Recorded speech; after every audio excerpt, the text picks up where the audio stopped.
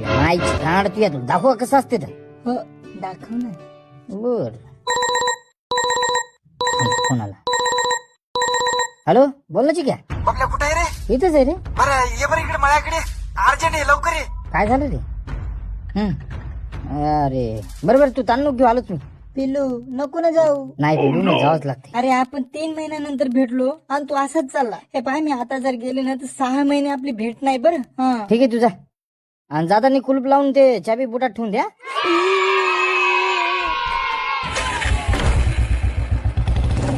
चिक्या ए चिक्या. बबल्या इकडे इकडे इकडे बसला का? Fake fake. तर कॅच घरी गांड माय मी होत ना त्यामुळे थँक्यू भावा.